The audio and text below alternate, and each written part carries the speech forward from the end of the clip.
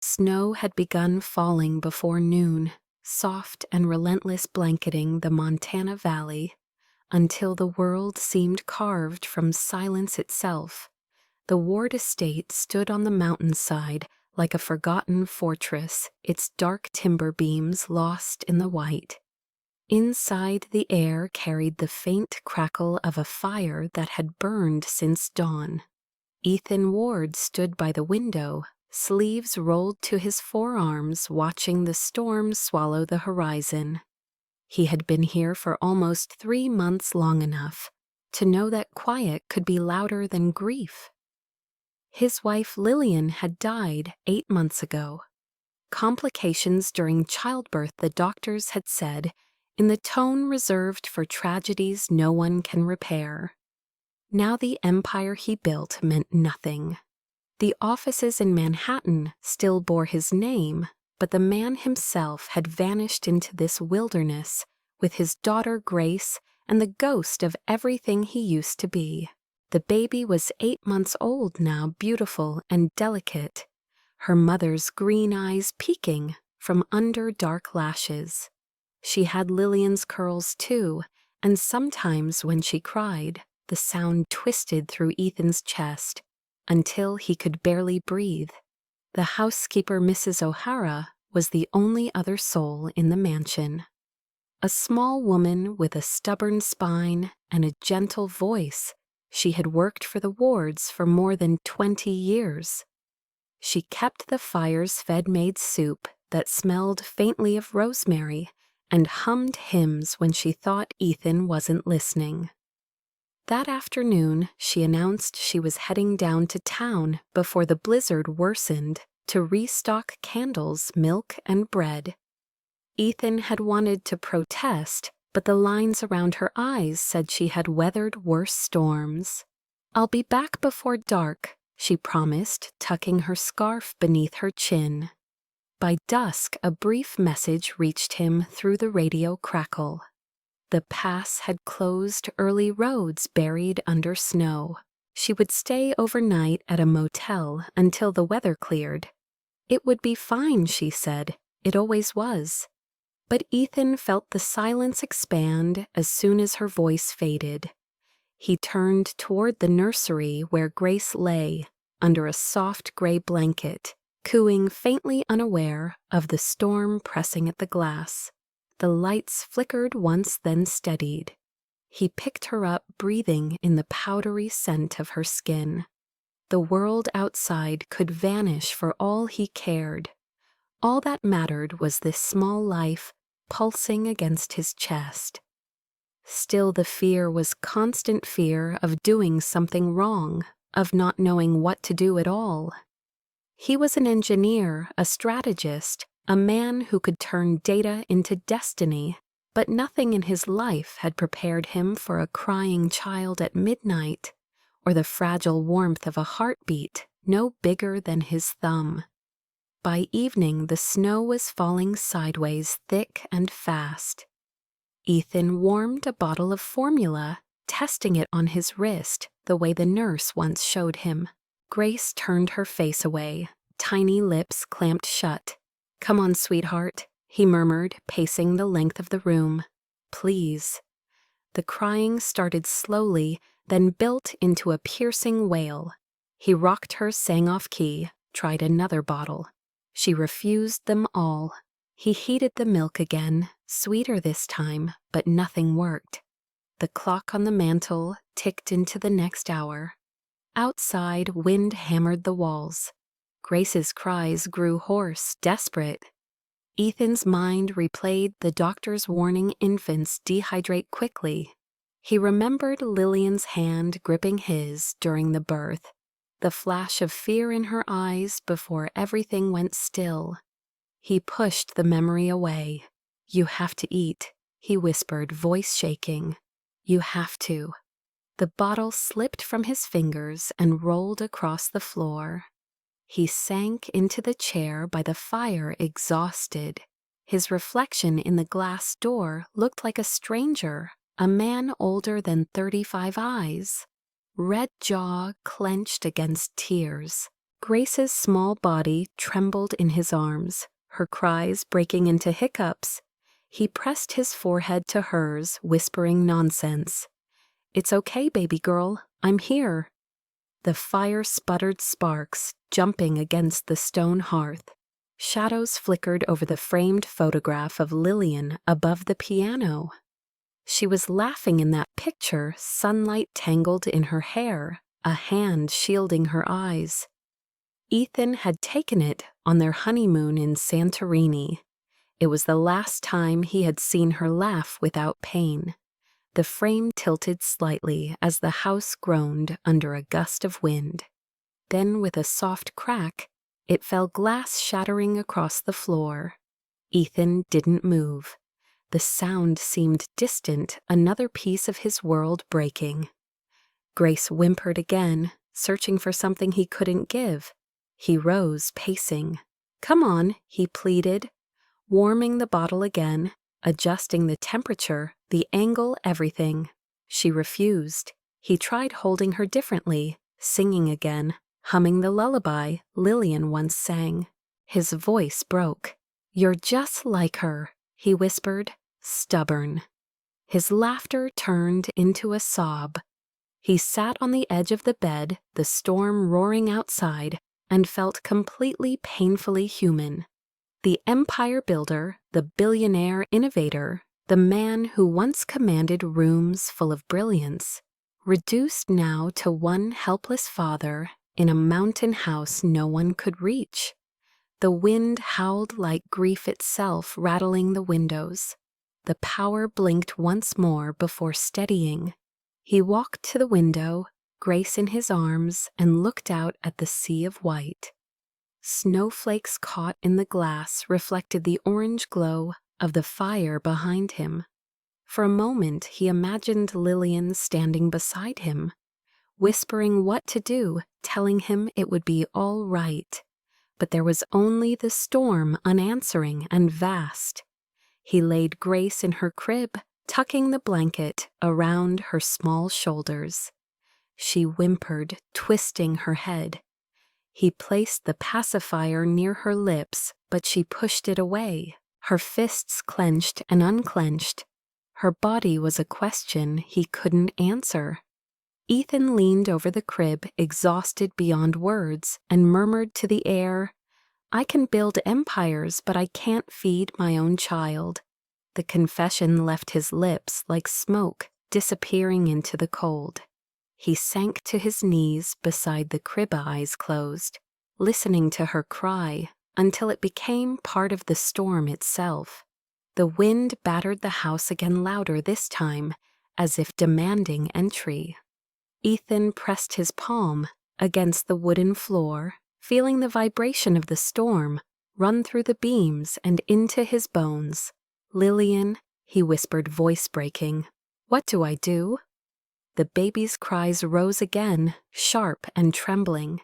He gathered her up once more, rocking her until the fire burned low, and the only sound left in the world was the blizzard outside and the steady, uneven beating of two hearts trying not to break.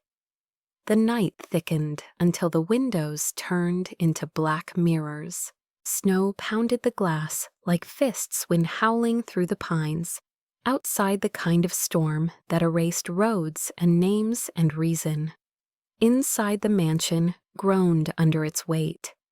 Ethan Ward paced the nursery floor, barefoot, shirt untucked, eyes raw from sleeplessness. Grace had been crying for hours, her tiny voice fading into hoarse sobs that made his chest ache. Every few minutes she paused long enough for him to think she had finally fallen asleep, only to start again, a desperate broken rhythm that refused to stop. He had tried everything. Formula, different nipples, different temperatures, lullabies. Even the trick Mrs. O'Hara once taught him, stroking her forehead softly in circles, but nothing soothed her. She was too hungry, too tired, too confused. Her small hands clutched his shirt, as though she could hold the world together with her grip. "Please," he murmured, bouncing her gently, Please, Grace, eat something. His voice cracked halfway through. He looked toward the kitchen where bottles lay, scattered across the counter, milk congealing in half a dozen failed attempts. The fire in the hearth sputtered shadows, twisting across the ceiling. He felt the pressure in his temples build until it was almost a roar. He moved through the house in circles, whispering fragments of the life he used to have, maybe to her, maybe to himself. Your mom would know what to do, he said quietly. Stepping into the dim living room, Lillian's picture lay shattered where it had fallen, her smile fractured into 1,000 glints of glass. He crouched and picked it up, brushing away a piece of frame, careful not to cut himself. She never stopped smiling at you even when it hurt, he whispered. The baby's cries climbed again, sharp and pleading. Ethan's throat tightened until he could hardly breathe. He pressed the frame to his chest, eyes closing. I can't do this alone, he said into the empty air. Grace whimpered louder. He set the frame on the mantel and turned back to her.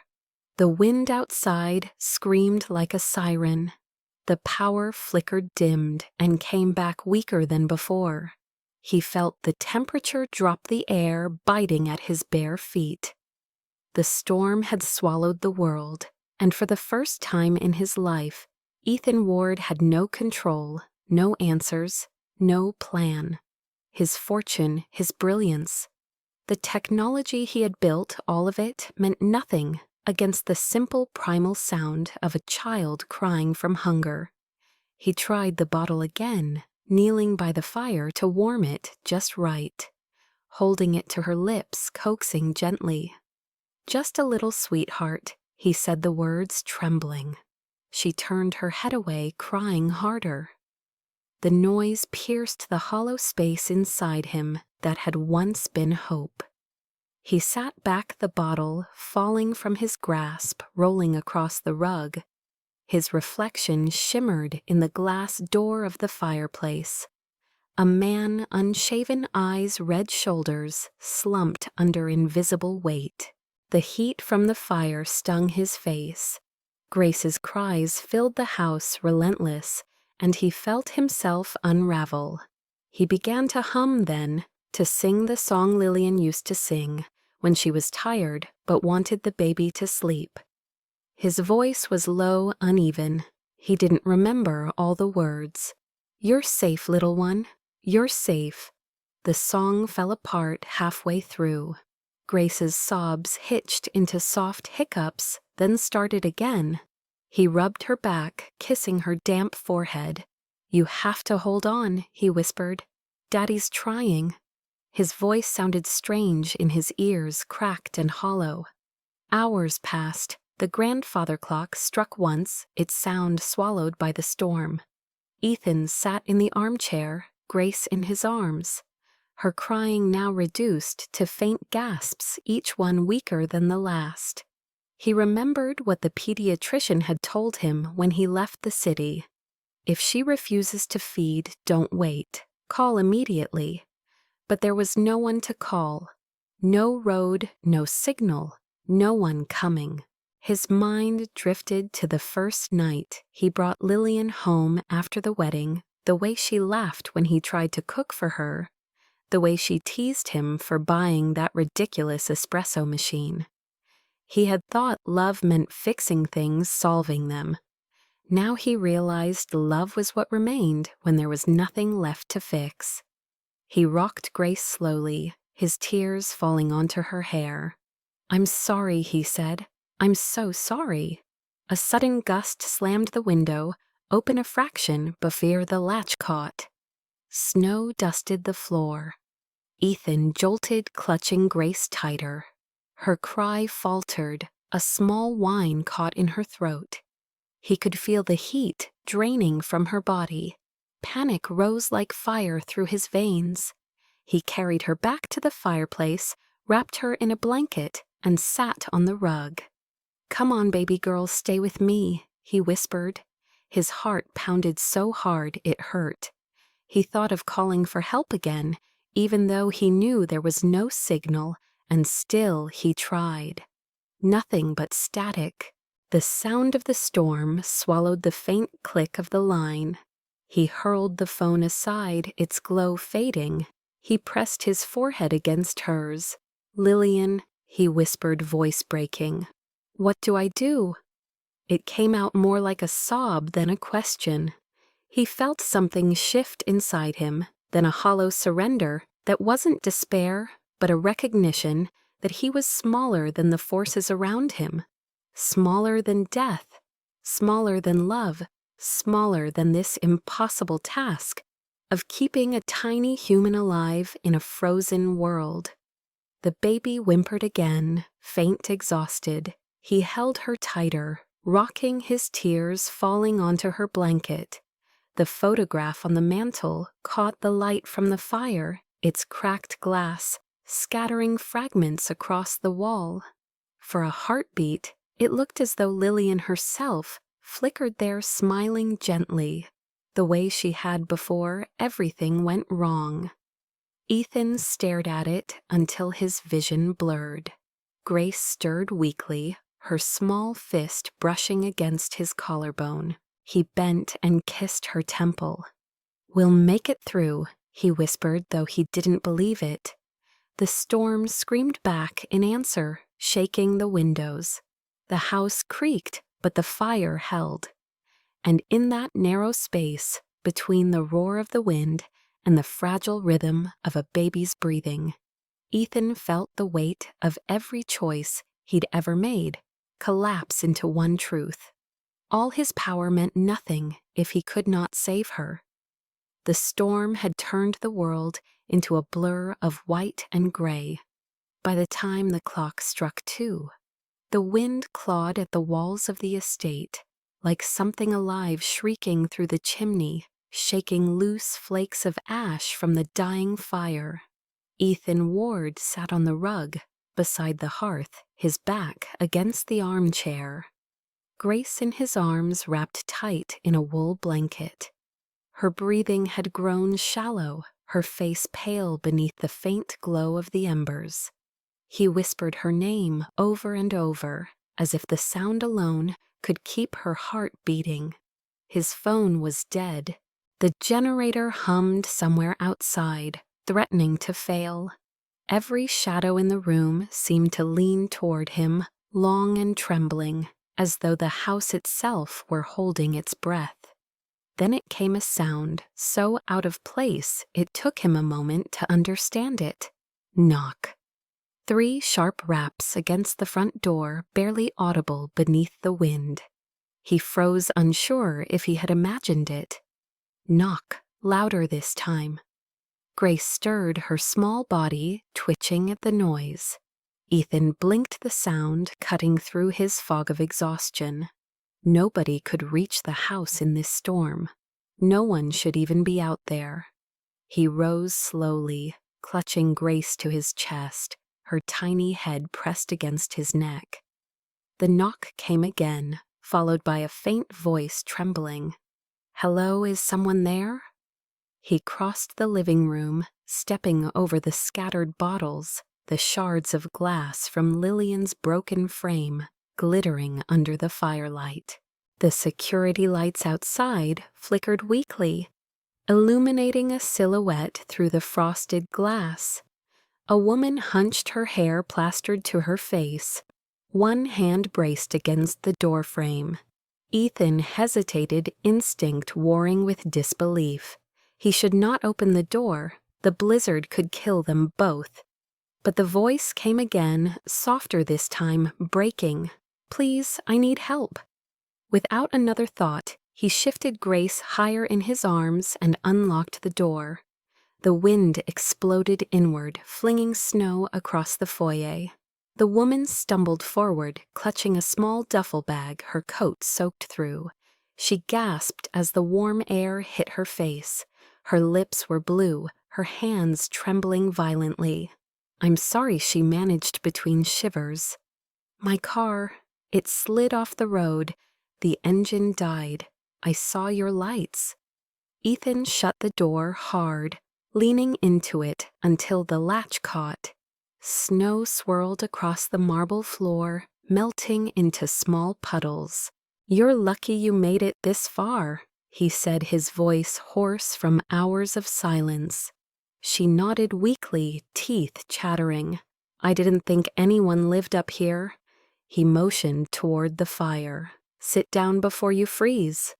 She obeyed, collapsing near the hearth, her soaked boots leaving dark prints on the rug. For the first time, Ethan saw her face clearly. A woman in her late 20s, maybe 30. Her skin pale but delicate, her dark hair tangled around wide gray eyes that flickered between fear and relief. She looked fragile, yet there was something steady in the way she sat, as if survival itself had taught her to keep still. Grace began to whimper again. The woman's gaze snapped toward the sound. Ethan adjusted the blanket, murmuring softly. "She hasn't eaten," he explained more to himself than to her. The woman's expression changed instantly from exhaustion to something like pain. Her eyes glistened as she pressed a hand against her chest just below the collarbone, where the wet fabric clung darkly. She inhaled sharply, her breath catching. "How old is she?" she asked. 8 months, Ethan said. "She won't take the bottle." The woman's lips parted. For a moment she said nothing. Then almost inaudibly, "I had a baby." The words hung there fragile as ice. She looked down at her trembling hands. "He didn't make it. It's been 3 months, but my body doesn't understand." She swallowed hard tears, spilling unchecked now. "Every day it still happens. I try to stop it. I can't." Ethan stood frozen, unsure what to say. The fire hissed softly. Grace's crying grew louder, urgent, desperate. The woman lifted her head, eyes wide and wet. "She's hungry, isn't she?" He knotted his throat too tight to answer. "Please," she whispered, voice breaking. "Let me help." For a long moment the room was silent except for the storm and the baby's sobs. Ethan felt his heartbeat in his ears. The request seemed impossible, unreal, yet everything in her eyes. Sorrow, mercy.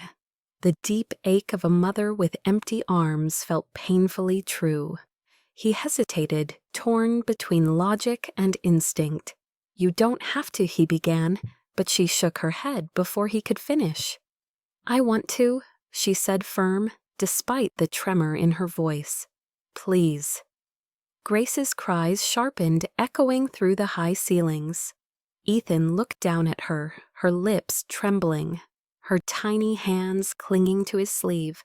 He had no other choice, no formula left, no way out, no signal, no help coming through the storm. Slowly he nodded. "Okay," he said quietly. "Come here." The woman wiped her tears, hands shaking as she unbuttoned her coat. Her shirt clung damp against her skin, the faintest trace of warmth spreading through the fabric. Ethan handed her the baby carefully, his movements awkward but gentle. "Her name's Grace," he said. The woman smiled faintly through her tears. "Of course it is." She cradled the infant against her chest, her arms moving with a natural, practiced grace that startled him. Grace fussed for a moment, then instinct took over. The first sound that followed was not a cry, but a soft, rhythmic suckling, fragile and alive. Ethan stood motionless, watching the heat from the fire painting gold across their faces. The storm outside raged on a chorus of wind and snow, beating against the windows, but inside there was only stillness. The woman's shoulders trembled as silent tears streamed down her cheeks. She whispered softly to the baby, words Ethan couldn't make out, maybe prayers, maybe apologies. Grace's small body relaxed her hands, unclenching her breathing, evening out. The sound that filled the room, the gentle suck and sigh of a child being fed, was the most human sound Ethan had ever heard. The woman looked up at him through her tears. "Thank you," she whispered. "No," Ethan said quietly, his voice breaking. "Thank you." For the first time that night, the house stopped feeling like a tomb. The fire steadied, the shadows softened, and as the storm howled beyond the glass, two strangers sat in its glow, one holding life against her heart, the other watching the impossible unfold, and between them something unseen began to mend. The moment held still, as if the entire house had stopped to listen. The wind hissed against the windows, the fire cracked, and every sound in between seemed to vanish under the rhythm of Grace's tiny swallows. Clara sat close to the hearth, her damp hair clinging to her cheeks, her eyes half closed in something between pain and relief. Ethan stood a few feet away, afraid to move, afraid to breathe, too loudly, his hands still trembling from the weight of what he had allowed. The sight before him was both sacred and shattering. The stranger pale and trembling, cradling his daughter against her chest. The baby's small fingers resting over the curve of her blouse. Her cries replaced by soft, satisfied murmurs. It was the sound of life restarting. Clara bent her head and whispered something inaudible, perhaps to the child, perhaps to the ghost of her own lost son. Ethan turned away briefly, pacing to the window just to give her privacy, but the storm outside was blinding white and furious. He stared at his reflection in the glass, a man unshaven, eyes red jaw tight, and realized that nothing he had ever done had required this much faith.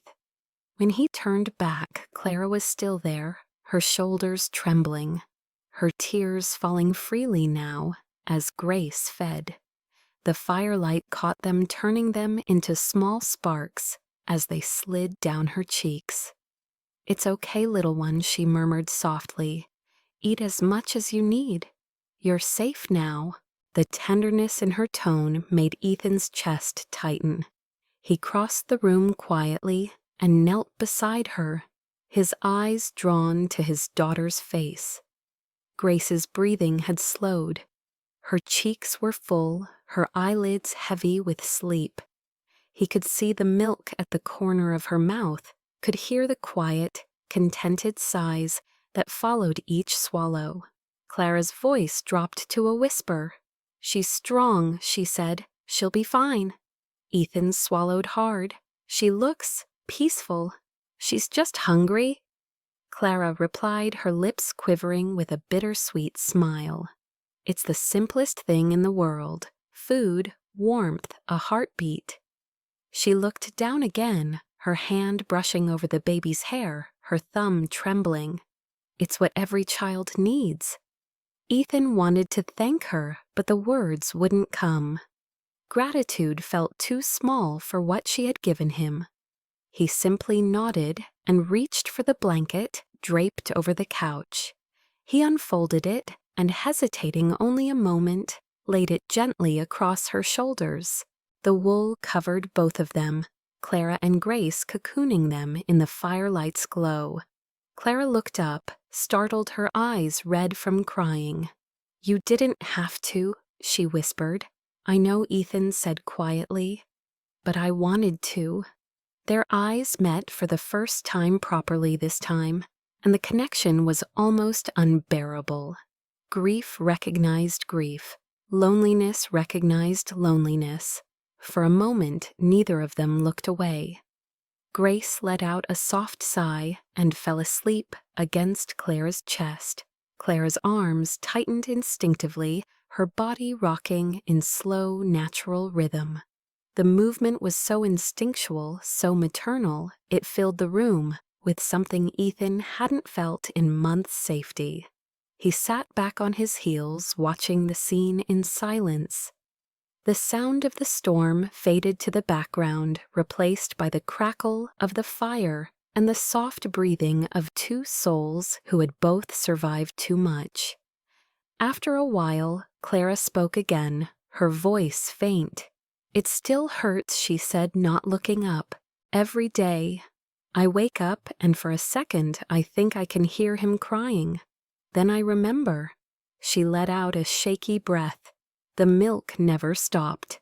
I thought maybe if I ignored it long enough, it would go away. But it didn't. It was like my body refused to believe he was gone." Ethan felt a sharp ache in his chest. "I'm sorry," he said. The words felt useless, but he said them anyway. She nodded slowly. "Don't be. You didn't cause it." Her hand brushed Grace's cheek. "You just reminded me that it still means something." They sat in silence for a long time. Ethan stood, finally adding another log to the fire, the flames rising and casting a warm glow across the room. Clara shifted carefully, holding Grace close, adjusting the blanket so the baby wouldn't lose warmth. When the feeding ended, Grace's small mouth released her body, limp and satisfied. Clara smiled faintly, brushing her finger along the baby's cheek. "She's full," she said softly. "She'll sleep now." Ethan extended his arms, hesitant. "May I?" She looked up at him, her eyes glassy but kind, and nodded. He lifted Grace carefully, holding her close, feeling her warmth against his chest. Her tiny head rested against his shoulder, her breathing steady and deep. "You did it," Clara whispered, watching him. "You kept her alive." Ethan looked down at his daughter, the weight of her against him, and shook his head slowly. "No," he said quietly, "you did." Clara looked away, her hands twisting in her lap. The silence stretched again, but it wasn't the same. The air between them felt fragile like glass warmed by touch. Outside, the wind had softened to a low moan. Snow still fell, but slower, now thicker flakes, drifting past the windows like feathers. The world, for a brief moment, seemed to pause. Ethan glanced toward the kitchen. "You must be starving," he said. "Let me make you something." She shook her head. "No, please, just sit. I'm fine." But he was already moving, lighting the gas stove, heating water for tea. The domesticity of it felt surreal. For months the house had been a museum of grief, every object frozen in memory. Now it felt alive again. He returned a few minutes later with a mug and set it beside her. "It's chamomile," he said. "Mrs. O'Hara swears it cures everything." Clara smiled faintly. "Except heartbreak," she said. Ethan managed a weak laugh. Maybe that too, given enough time. He sat on the floor again, a few feet away, both of them silent, watching Grace sleep. The fire popped sparks, rising and fading. Clara's eyelids drooped, exhaustion finally claiming her. Her head tilted slightly, resting against the chair behind her, one arm still protectively curled around her chest. Ethan watched her for a long time, the lines of her face softening in the glow, the tension easing from her shoulders. Something inside him settled too. Something that had been broken since the night Lillian died. He didn't understand it yet, but he knew this was not coincidence. She had knocked on his door in the middle of a storm, and somehow the storm had stilled. Grace stirred, once a faint sound escaping her lips, then fell back into deep sleep. Ethan leaned his head back against the wall, eyes heavy, and let the warmth of the fire blur the edges of everything. For the first time in months, he felt a flicker of peace. Outside, the snow kept falling, covering the past, softening every scar. Inside, beneath the glow of the dying fire, a man who had lost everything sat near a woman who had nothing left, and between them a baby slept. Morning arrived slow and muted, the kind of pale light that seemed to crawl rather than shine. Snow pressed against the windows in thick folds, the wind still moaning through the trees, but softer now, as if tired. Ethan stirred awake in the armchair by the fire, his neck stiff, his hands still resting on the edge of the cradle, where Grace slept soundly for the first time in days. The room smelled faintly of smoke and milk.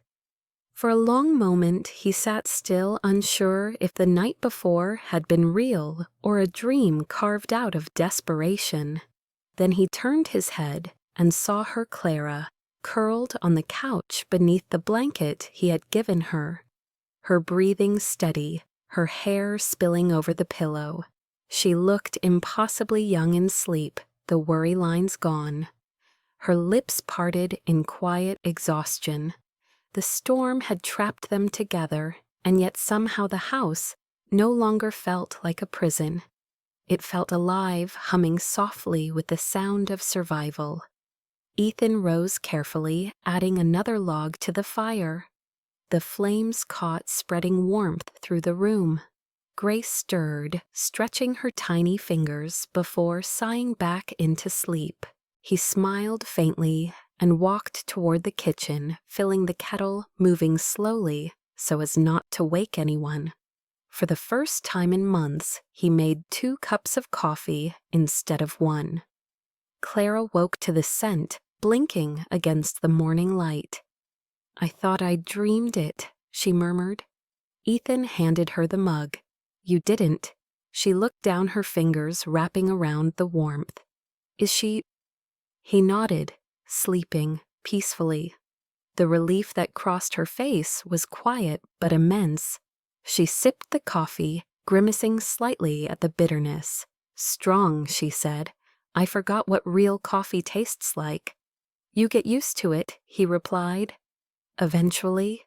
Their eyes met over the steam, a flicker of understanding passing between them, 2 strangers bound by something neither of them had planned nor could explain. The day unfolded slowly. The storm had blocked the roads, the power lines still flickered in and out, and the world beyond the estate was unreachable. Clara insisted on helping around the house despite his protests. She found her way around the kitchen, easily moving with quiet purpose.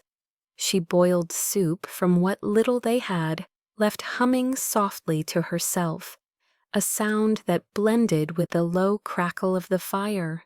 Ethan watched her from the dining table, his laptop open but forgotten. She moved differently from Lillian, less polished, more grounded. There was no pretense in her, no effort to impress. Just a simple, steady presence that filled the space where silence used to echo. Grace woke in the afternoon, fussing lightly, and Clara was at her side before Ethan could stand. She lifted the baby, cooing softly. "There's my brave girl," she whispered, her tone melting into something maternal and instinctive. Ethan watched the scene, pulling at something deep in his chest. He saw how Clara held Grace with a reverence that went beyond pity, as though the act itself, feeding, rocking, whispering, was her way of healing. The baby latched easily this time, her tiny hands clutching Clara's sweater. Ethan turned away, pretending to tidy the table, but his throat tightened. He could feel the weight of gratitude pressing against his ribs, a debt that could never be paid. As dusk fell, the 3 of them sat near the fireplace. Clara had bathed Grace, wrapping her in a towel so soft it seemed to swallow her whole. Ethan had repaired a broken leg on the old rocking chair, and now it creaked gently beneath her as she held the baby. "You built all this," she said quietly, glancing around the room. "And yet you live here like a ghost." Ethan didn't answer at first, the fire reflected in his eyes. "It was supposed to be a retreat," he said, "a place for Lillian to paint, for Grace to grow up close to nature. After she died, it became something else. A monument, maybe." To her, Clara asked, to everything I couldn't save." They fell silent again. Grace sighed in her sleep, her face relaxed. Clara looked down at her, then at him. "You're not failing her," she said gently. "You're still here. That's what matters." Ethan met her gaze. "Sometimes I think surviving isn't the same as living." "It's the first step," Clara replied. "The rest comes later." Outside, the wind eased, replaced by the soft hiss of falling snow. The power flickered back fully, the lights warming the room in a steady glow. Ethan poured them each another cup of coffee, this time lighter, gentler. Clara smiled faintly. "If we're trapped here for days, at least it's a beautiful prison." "You call this beautiful?" he asked. She gestured toward the window, where the forest glimmered beneath moonlight, each branch coated in ice. "It's quiet," she said. "After everything that's happened, quiet feels like grace." Her words lingered longer than they should have. He watched her brush a stray curl from Grace's forehead, the motion tender and practiced. Something inside him shifted slow but undeniable, like snow beginning to melt. He had not looked at another woman in months. Not like this, with curiosity instead of guilt. Clara caught his gaze and quickly looked away, color rising to her cheeks. The fire popped, breaking the silence. Hours later, as night settled in again, Ethan carried Grace to her crib. Clara stood by the window watching the snow. "I should have left days ago," she said softly. "I was supposed to be driving west, starting over." "Looks like fate had other plans," he replied. "Fate or poor timing," she said, with a wry smile. "Maybe both." She turned her expression softer. "Thank you for letting me stay." "I should be thanking you," Ethan said. "You saved her life." "Maybe she saved mine too," Clara whispered. She hesitated, then crossed to the fire, adjusting the blanket around his shoulders, as if she couldn't help herself. The gesture startled him with its simplicity. "Good night, Ethan," she said. "Good night, Clara." She settled on the couch again, pulling the blanket over herself. Ethan lingered near the fire, watching as her eyes drifted shut. In the quiet that followed, he listened to the rhythm of her breathing, the faint sighs of the sleeping child, the steady hum of the restored power. The storm outside was fading, the worst of it past. But inside the walls of that house, something had begun to grow. In the cracks grief had left behind, something fragile and bright, like a spark catching in the dark. The following night fell heavy and strange, the kind of darkness that swallowed even the sound of breath. The storm had quieted through the day, unteasing them with false peace, but by late evening the wind rose again, with new fury rolling across the valley, like an animal shaking off its chains. Ethan had spent the afternoon checking the generator, clearing the snow from the vents, making sure the firewood was stocked. Still, when the first clap of thunder echoed against the mountains, he felt the familiar knot tighten in his chest. He stood at the window, watching the horizon vanish into white. Behind him, the fire crackled low, casting a dim orange light over the room where Clara sat with Grace on her lap. The baby had been restless all day, fussy and feverish, refusing to sleep for more than a few minutes. Clara's voice was soft but strained as she hummed an old tune one Ethan didn't recognize. "She's burning up," Clara said quietly, pressing the back of her hand to the child's forehead. "Her skin feels hot." Ethan knelt beside her, touching Grace's cheek. The warmth that met his fingers wasn't the gentle kind. It was the frightening kind, the kind that lingered deep under the skin. "It's the fever," he murmured, trying to keep calm. "It must be from the storm." Maybe the temperature dropped too quickly. He crossed the room, rummaging through the cabinet, until he found a small bottle of infant medicine, but the label was faded, half empty, and years past expiration. He clenched his jaw. Damn it. Clara rocked the baby, gently whispering, "It's okay, sweet girl. We're here." The wind outside howled, slamming snow against the windows. The lights flickered once, twice, and went out completely. The house plunged into darkness. Ethan grabbed the flashlight from the counter, its weak beam cutting through the shadows. "Generator must have frozen again," he muttered, heading toward the back door. Clara's voice stopped him. "Don't go out there," she said firmly. "You'll freeze before you even reach it." Her voice trembled, but carried the weight of certainty. Ethan hesitated, looking at the baby in her arms, the small body shivering despite the blanket. "We can't just wait," he said. "If the temperature keeps dropping, she needs warmth more than light." Clara interrupted, her eyes glistening. "Help me with the blankets. We'll keep her warm ourselves." He turned back, setting the flashlight on the mantel. Together they moved quickly, layering quilts and towels, feeding the fire with every log they could find.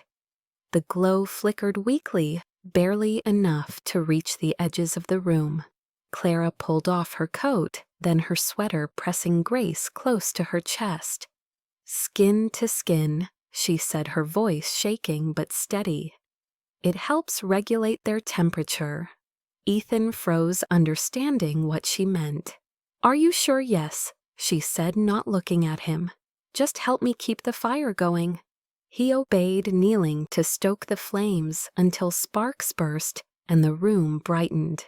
When he turned back, Clara sat cross-legged near the hearth, bare shoulders gleaming in the firelight, Grace wrapped against her. Her breath came fast, each exhale fogging faintly in the cold. The contrast was almost unbearable. This woman, fragile and strong, all at once cradling his child against her skin while the storm screamed at the walls.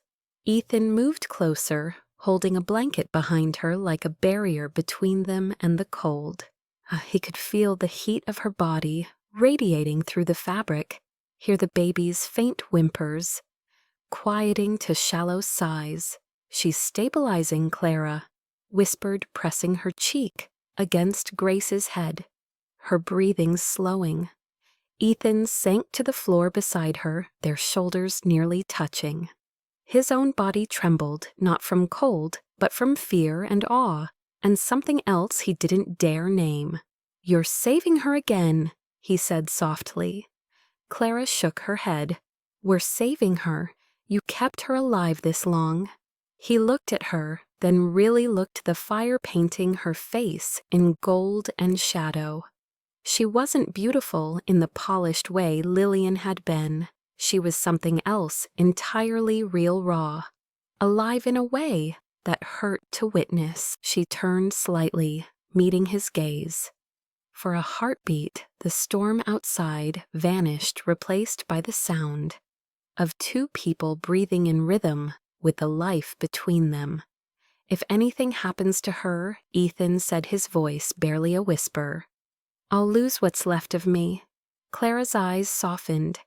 "You're not losing her," she said. "Not while I'm here." Lightning flared outside, followed by a rumble so deep it shook the floor. Grace stirred but didn't cry.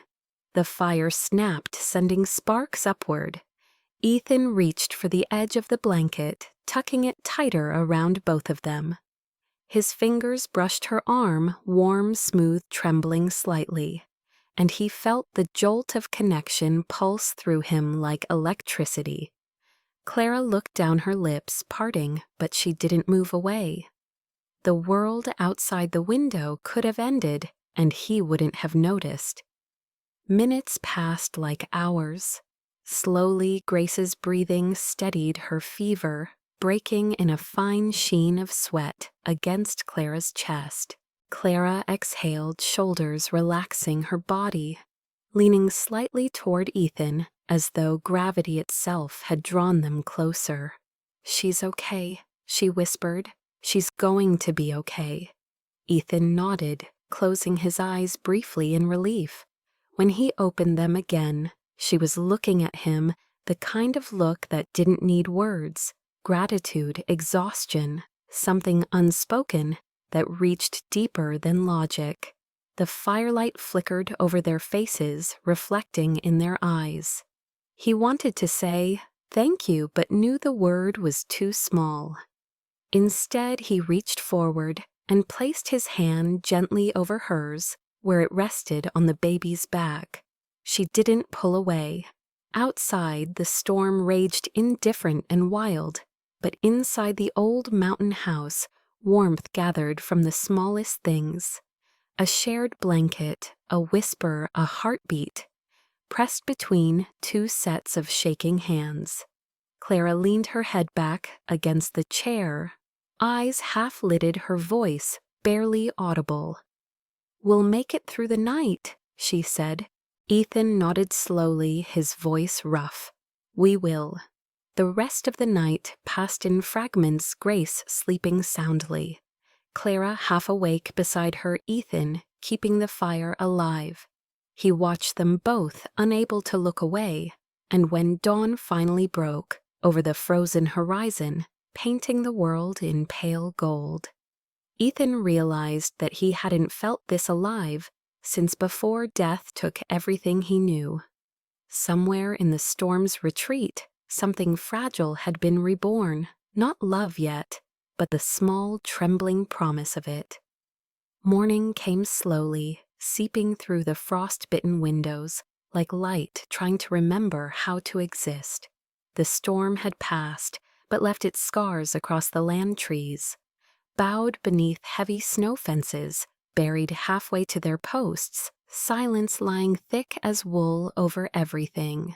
Inside the house, the fire had burned down to amber coals, filling the air with a faint sweetness of ash and pine. Ethan woke in the chair near the hearth, his neck stiff, the blanket half slipped from his shoulders. For a moment he didn't remember where he was or why his heart felt lighter than it had in months. Then he saw them, Clara and Grace, curled together on the rug by the fire, still asleep. The baby's tiny hand rested against Clara's chest, her fingers curled in the fabric of the woman's shirt. Clara's face, usually shadowed by sorrow, was soft. Now lips parted, her breath steady and slow. The sight stopped Ethan's breath. Something inside him shifted, a recognition, a longing, a fear of breaking whatever fragile miracle the night had left behind. He stood quietly, careful not to wake them, and walked to the kitchen. The house felt different, less like a tomb, more like a place where life could begin again. He boiled water, found the last of the coffee beans, ground them by hand. The sharp scent filled the air. When he poured the dark liquid into a mug, he turned and froze. Clara stood at the doorway, holding Grace against her shoulder, hair tousled, eyes still heavy with sleep. The morning light poured over her like mercy itself. "You're up early," she said, her voice rough, almost shy. Ethan managed a small smile. "Habit. Couldn't sleep much after last night." Clara nodded. "Me neither." Grace stirred, whimpered softly, then nestled closer. Clara adjusted her grip, the motion so instinctive it ached to watch. "Her fever's gone," she said quietly. "She's warm but not hot anymore." Relief washed through Ethan, so strong it nearly unsteadied him. "Thank God," he whispered.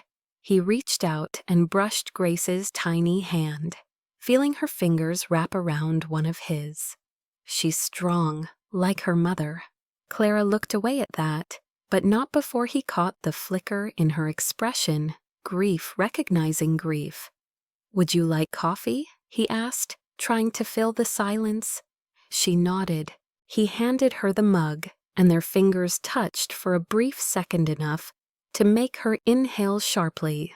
She sat by the window, the baby now nursing quietly, the soft rhythmic sound barely audible beneath the crackle of fire.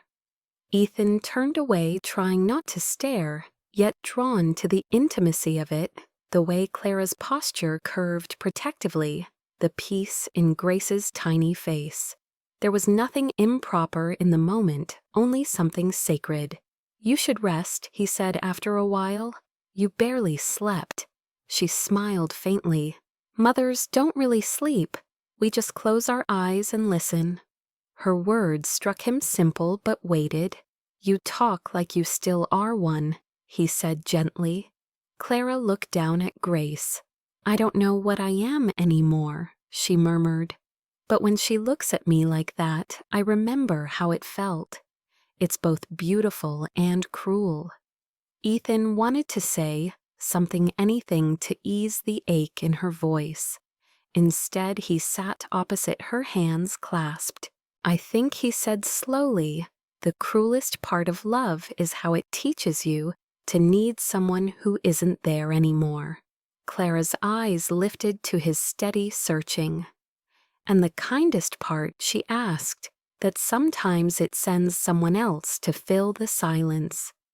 They held each other's gaze for a long moment. Outside, the snow began to glitter under the rising sun, melting slightly where it touched the window glass. Grace finished feeding, sighed, and drifted to sleep. Clara laid her gently in the crib by the fire. The rest of the morning passed in quiet rhythm. Ethan fixed the generator line while Clara cooked oatmeal, humming softly to herself. It was the first human song that had touched those walls in months. When he returned, she handed him a bowl, steam curling in the cold air. "I found cinnamon," she said, almost smiling. "Your house hides things like it doesn't want to be lonely." He chuckled softly. "Maybe it's finally tired of the silence." They ate side by side. Outside, the world glowed white and clean. For the first time, Ethan didn't feel trapped by the snow. He felt protected by it. The world couldn't reach them here. After breakfast, Clara cleaned the dishes, while Grace played with the hem of her shawl, giggling. Ethan watched from the doorway, arms crossed, an unfamiliar warmth rising in his chest. He realized he hadn't heard his daughter laugh like that since Lillian was alive. The sound was music. Clara noticed his gaze and froze, suddenly self-conscious. "I should probably wash my clothes," she said quickly, as if to break the spell. "Once the water's warm." "There's a spare washer in the utility room," he said. "You can use anything you need." She nodded, tucking a strand of hair behind her ear. "When the road's clear, I'll be out of your way." He frowned slightly. "You don't have to talk like that." "Like what?" "Like you're already gone." Clara looked toward the window. "This isn't my life, Ethan.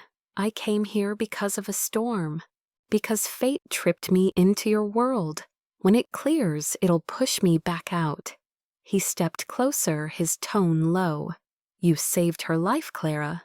That's something I can never repay." She shook her head. "You don't owe me anything." Her voice cracked slightly. The walls she tried to hold steady beginning to bend. "If I stay too long, I'll start believing this could last. And that would hurt more than leaving." Ethan wanted to argue, to tell her that she was wrong, that maybe she belonged here more than she knew. But the words tangled in his throat. Instead, he just said quietly, "Then at least stay until the storm inside you clears too." The rest of the day was a blur of soft motions. Feeding, tending, repairing silence, filled not with distance, but with thought. That night, as darkness returned, Clara sat by the fire again, the baby sleeping in her arms. Ethan watched from across the room, his heart caught somewhere between gratitude and fear. He knew that when the roads opened, she would leave. But part of him already understood something he couldn't undo. The storm had brought more than snow and loss. It had brought her.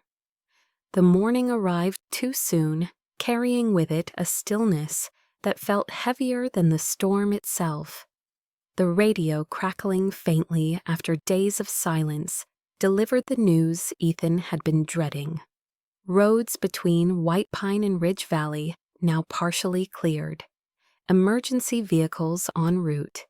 The voice was distant, static-filled, but clear enough to shatter the fragile world they'd built within the snow. Clara stood by the window, one hand resting on the glass, her reflection pale against the morning light. Behind her, Grace babbled softly on the rug, playing with a wooden spoon. Ethan leaned against the kitchen counter mug, untouched eyes fixed on Clara's back. He knew what came next, yet part of him prayed she would pretend she hadn't heard. "Looks like you'll be able to head home soon," he said quietly. Clara didn't turn around. Home, she repeated the word, tasting strange. "I don't really know where that is anymore." "You could stay until it's safe to travel," he offered too quickly. "The roads will still be dangerous, and Grace." She turned, then cutting him off with a look that wasn't angry, only tired. "Ethan," she said softly, "we both knew this wasn't forever." The words fell like snow, gentle but final. Grace crawled toward her, reaching up with a happy squeal. Clara knelt and lifted her into her arms. The baby nestled against her shoulder content, as though she sensed none of the weight pressing down around them. "She's gotten used to you," Ethan said, his voice thick. "She smiles more now. She sleeps better. She laughs." Clara kissed the top of Grace's head. "She's easy to love," she whispered. "That's what makes it so hard." Ethan pushed away from the counter, crossing the room in slow, deliberate steps. "You don't have to go," he said. "You saved her life, Clara. You brought light back into this house, into me, and that's exactly why I should leave," she said, her eyes glistening. "Because if I stay, I'll love her like my own. And when I have to walk away from that, it'll break me all over again." He wanted to argue, to tell her that love wasn't something you could ration, but the look on her face stopped him. It wasn't fear of him or of staying. It was fear of losing again. She had already buried one child. She couldn't bear to risk losing another, even by choice. He turned away, jaw-tight hands gripping the edge of the table. "What do you need?" he asked finally, the words flat. "A ride I can take you to town once the plows pass."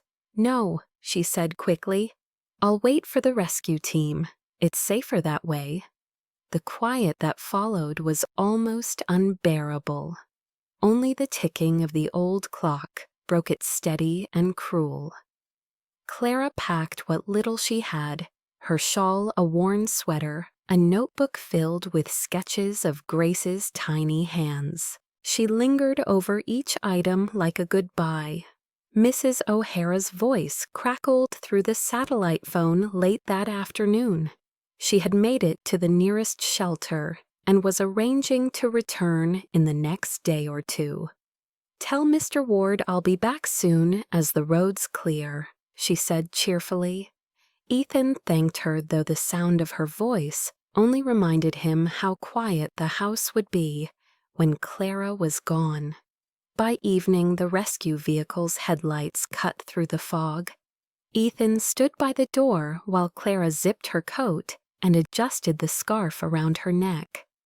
Grace was on her hip, eyes wide and curious, unaware that the world she knew was about to shift again. "You'll be okay," Clara whispered to her voice, trembling. "You'll forget me soon enough. That's what babies do." But the words didn't convince either of them. Grace reached for a strand of Clara's hair and tugged, gently babbling in protest, as if she already knew what was happening. Ethan stepped forward. "Clara," he began, but she shook her head. "Please don't make this harder. He stopped, exhaled sharply. "If you ever need anything at all." She smiled faintly. "You've already given me more than I deserve. You gave me my daughter's life," he said, his voice breaking. "That's not something I can ever forget." She blinked back tears, clutching Grace one last time, before gently placing her into Ethan's arms. The baby fussed, crying as Clara stepped back. "Shh," Ethan whispered, rocking her. "It's okay, baby girl." But she wasn't crying for hunger or cold this time. She was crying for something even babies could feel: the absence of someone who had held them with love.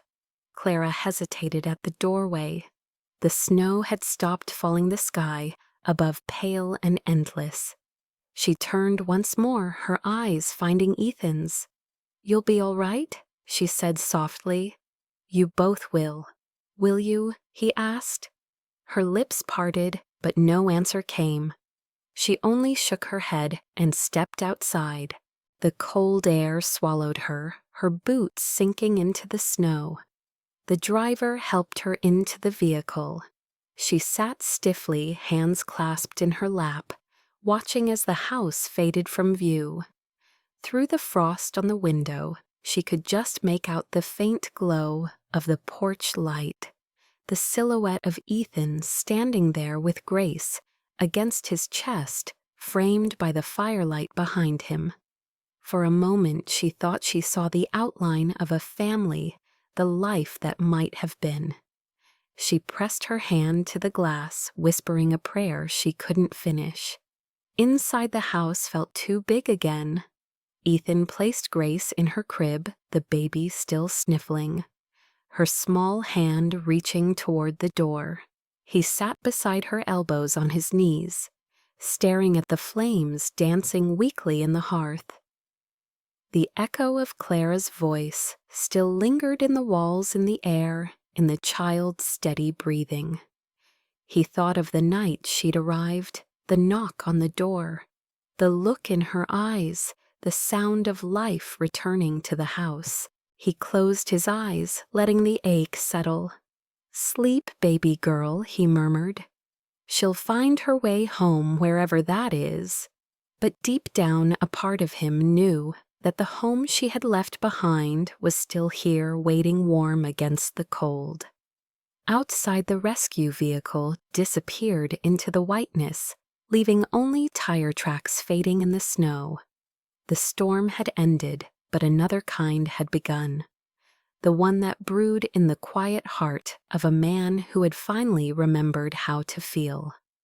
The week that followed was long and gray, the kind of week where each hour bled into the next, measured only by the sound of the wind and the clock ticking in the hallway. The storm had passed, but the quiet it left behind was worse.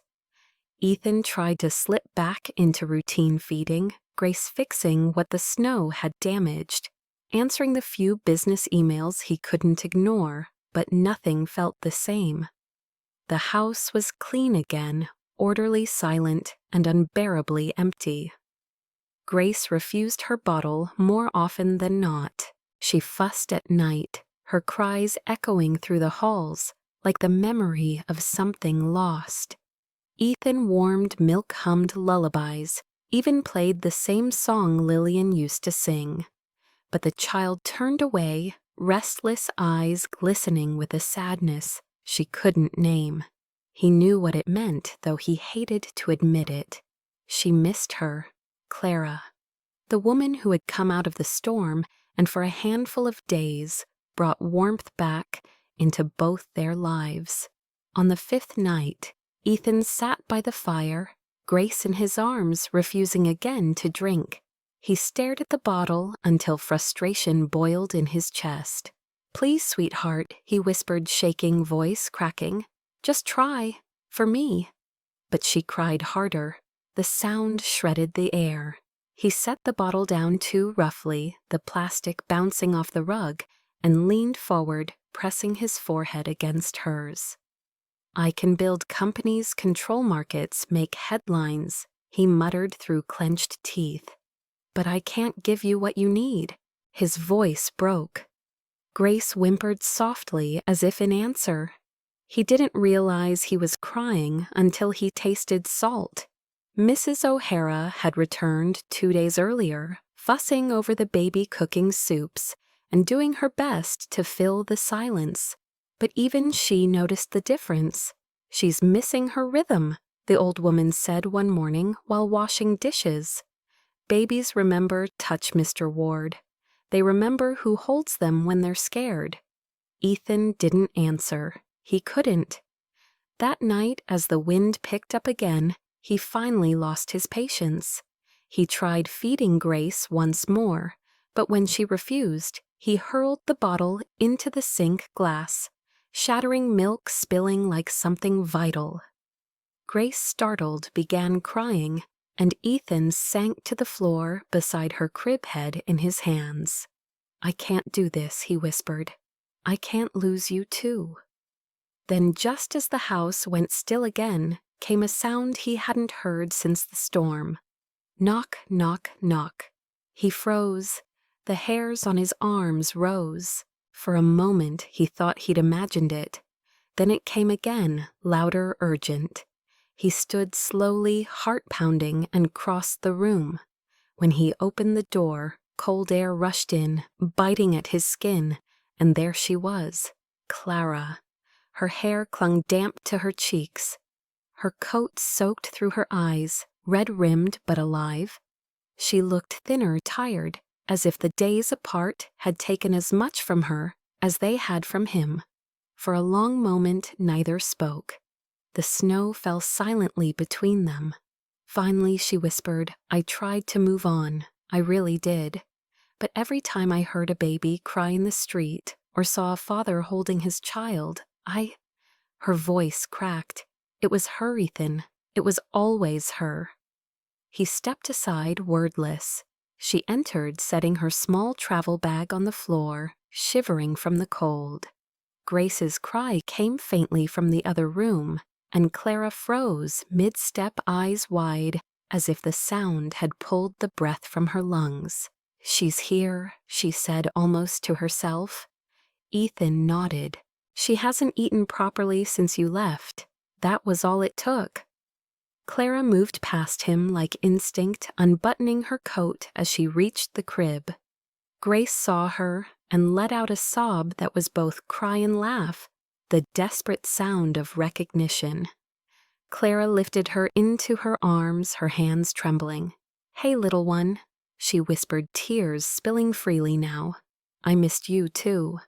The baby pressed her cheek to Clara's neck, whimpering softly, then reached instinctively toward her chest. Clara looked back at Ethan, hesitation flickering only for a second before she sank into the chair by the fire, unfastening the top buttons of her blouse. "May I?" she asked, her voice barely audible. Ethan swallowed hard. "You don't have to ask." The house filled again with that sound, soft, rhythmic, sacred. Grace nursing the fire, crackling snow hissing against the windows. Ethan stood a few steps away, afraid to move, afraid to breathe. He had seen this before, but this time it wasn't about survival. It was about something deeper, older, unspoken. Clara looked up at him, and in her eyes he saw the truth neither had been brave enough to say. This wasn't a miracle born of desperation anymore. It was love. When Grace finished, she drifted into sleep, heavy and peaceful. Clara wiped her cheek with the edge of her sleeve, smiling through her tears. Ethan crouched beside her, his voice low. "You came back." "I couldn't stay away," she said. "But I don't know what this means." "It means," he said quietly, "that neither of us can live half a life." She let out a shaky breath, her hand brushing against his on the arm of the chair. "I'm scared," she admitted. "Every time I start to feel something, I think of what I lost. I think of him. And then I feel guilty for even breathing without him." "You're not replacing him," Ethan said gently. "You're remembering how to live." His hand slid over hers, fingers interlacing. "And you're not alone in that."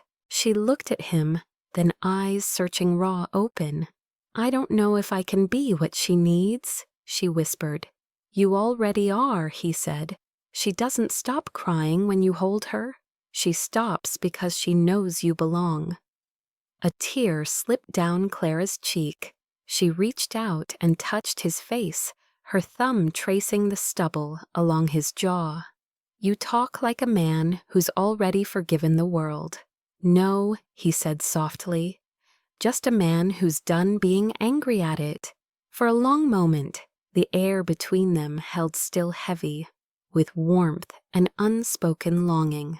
The firelight painted gold across her hair, across his hands still resting over hers. Outside, the snow fell in delicate spirals, gentler this time, like Grace itself had decided to return.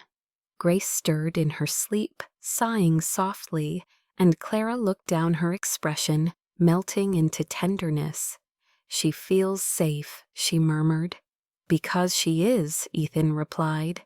He stood offering his hand. She took it, rising slowly, her body close enough that he could feel the tremor of her breath. He looked down at her, his voice rough. "Stay tonight. Just tonight. No decisions, no promises. Just stay." Clara hesitated, then nodded, the smallest of movements but enough.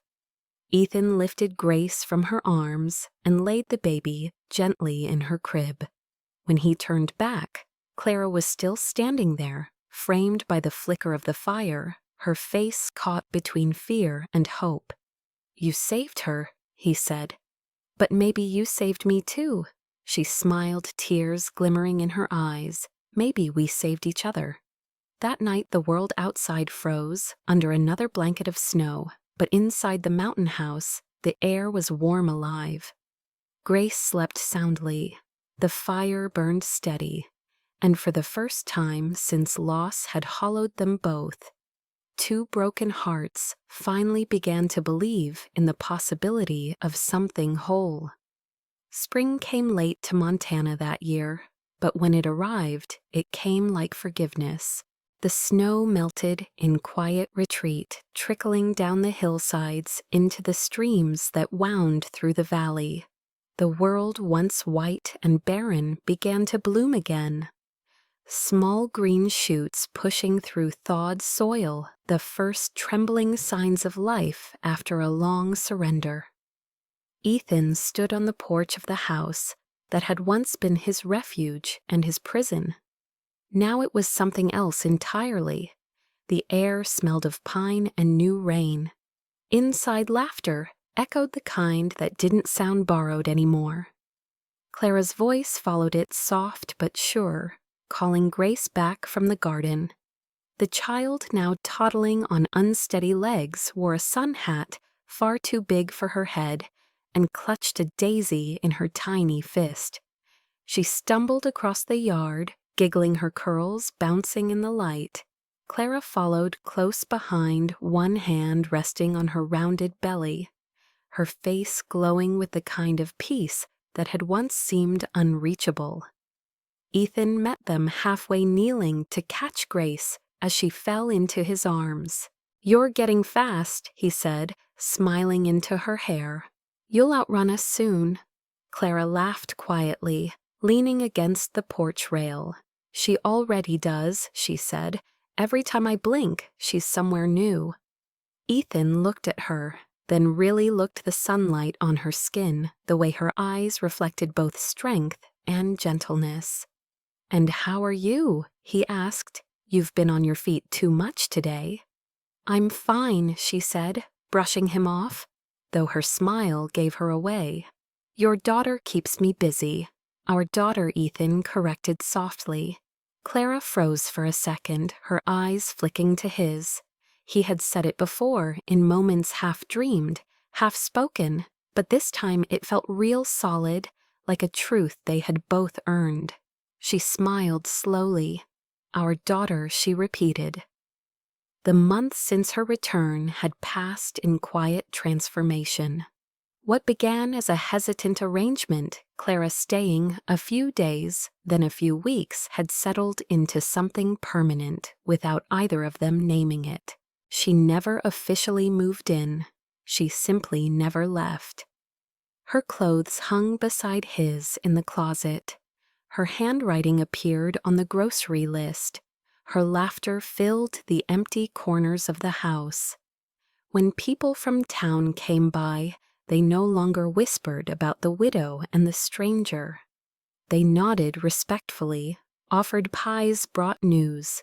Even Mrs. O'Hara, who had returned to her duties, pretended not to notice how Clara's hand always found Ethan's when the nights grew cold. One afternoon, Clara found Ethan in the workshop behind the house covered in sawdust. On the table before him sat a small wooden cradle, polished and smooth, its surface etched with tiny carvings. Flowers, stars, a single olive branch curling along the rim. "For the baby?" she asked, stepping closer, one hand instinctively over her belly. Ethan looked up, his smile boyish. "I figured Grace shouldn't have to share hers forever." She ran her hand over the wood, her fingers tracing the carvings. "It's beautiful," she whispered. "You built this with your hands, with a lot of splinters and swearing." "Yes," he said, "but I wanted it to be ours. Something made, not bought. You always were better at building things than letting them go," she said gently. "Maybe that's why you found me." Maybe, he murmured, but what he meant was more than that. Maybe because for the first time what he built was worth keeping. The day Clara went into labor, the house was quiet, the same way it had been that night long ago when she first knocked on his door. Only this time there was no storm outside, only rain, soft, steady cleansing. Ethan stayed beside her, holding her hand through every contraction, whispering the same words she had once said to him. "You're safe. I'm here." When the baby finally came crying, and pink and perfect, Clara's tears mixed with his. "A girl," the nurse said, handing her over. "Another beautiful girl." Clara looked down at the tiny face, then up at Ethan. "She's got your eyes," she said. "Poor thing," he joked weakly, voice breaking. They laughed, cried, and laughed again. Grace toddled in from the hallway, curiosity lighting her face. "Mama," she said, pointing. "Baby." Clara nodded, smiling through tears. "Yes, sweetheart, your sister." Grace climbed onto the edge of the bed and kissed the baby's forehead, then looked at her father. "We keep her." Ethan chuckled, brushing his daughter's hair. "Yes," he said softly, "we keep her." Weeks later, on a golden afternoon, they gathered in the garden to plant a tree. The ground was soft from spring rain. Ethan dug while Clara held the baby, and Grace danced in circles with a watering can. "Why this one?" Clara asked, watching him. "Carefully lower the small sapling into the earth." "Olive," he said, patting the soil. "Symbol of peace, new beginnings. Figured we could use both." Clara smiled, passing him the watering can. Grace poured enthusiastically half the water, splashing onto her boots. "Good job, sweetheart," Clara said, laughing. Ethan straightened his hands, dirty, his eyes soft. "You ready?" he asked. Clara tilted her head. "For what? To name it?" "You name it," she said. "You're the builder." He thought for a moment, then said, "We'll call it Grace's tree. It started with her, after all." Clara's eyes shimmered. Everything did. As the sun began to set, they sat together on the porch. Ethan with Grace on his lap, Clara rocking the baby against her chest. The air smelled of damp soil and blooming lilacs. A pair of deer moved silently across the edge of the yard. Inside the fireplace crackled even though it wasn't needed.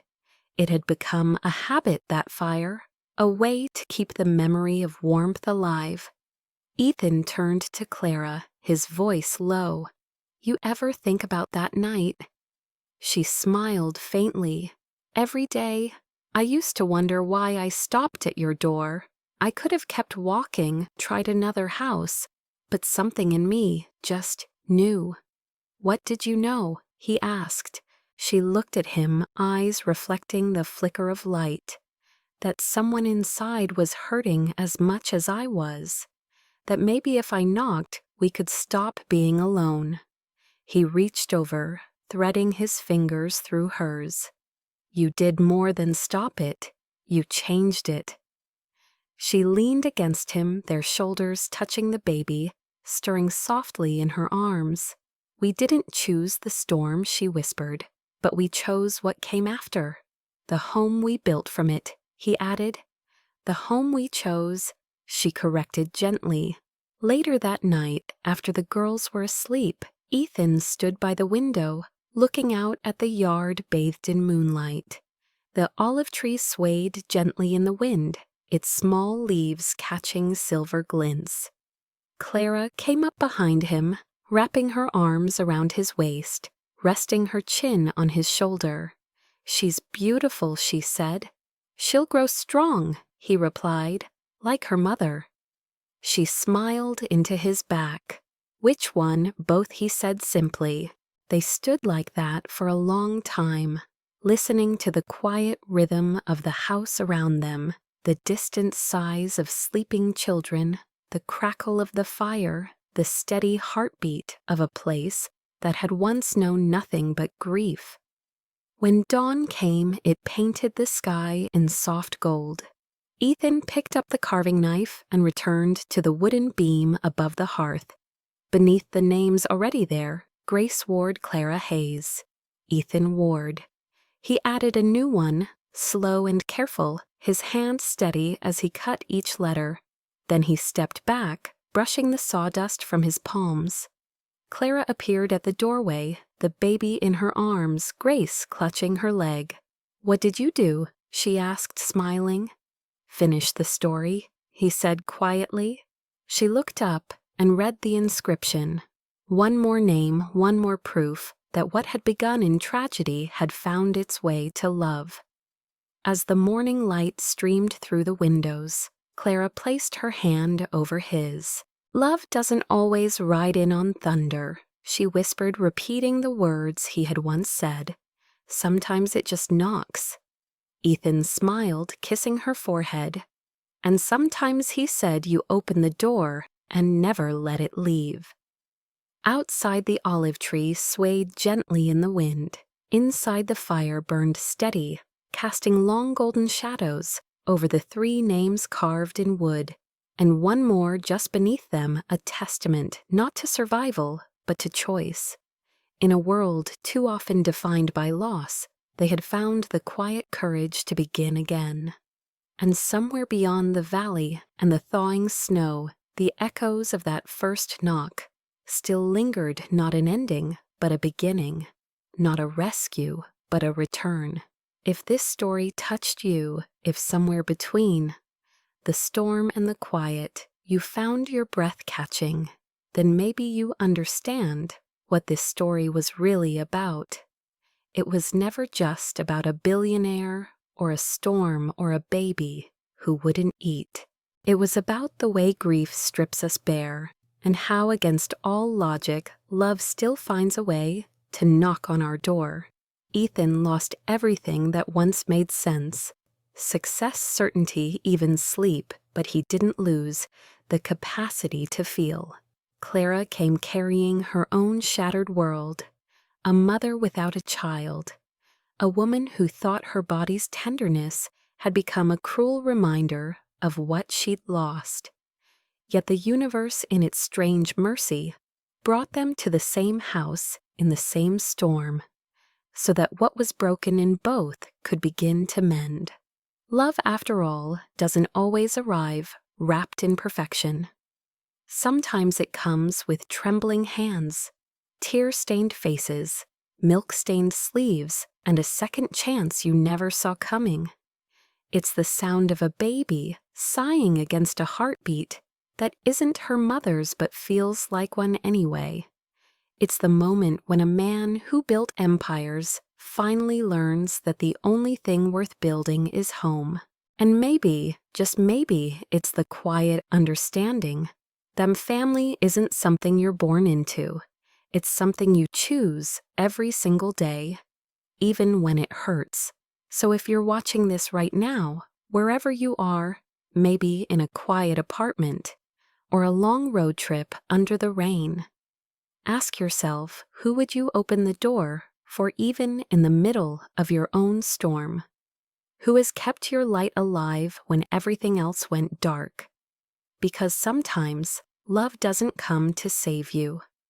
It comes to remind you that you were worth saving all along. If you believe in stories where love grows out of loss, where kindness heals what tragedy broke, where courage is simply choosing to stay, then don't let this be the last one you hear. Hit that like button, subscribe, and share this story with someone who needs to remember that healing is possible. Somewhere out there, another story is already beginning, another knock, another chance, another reminder that love doesn't always roar in with thunder. Sometimes it just stands in the snow, waiting for you to open the door. And when you do, everything changes.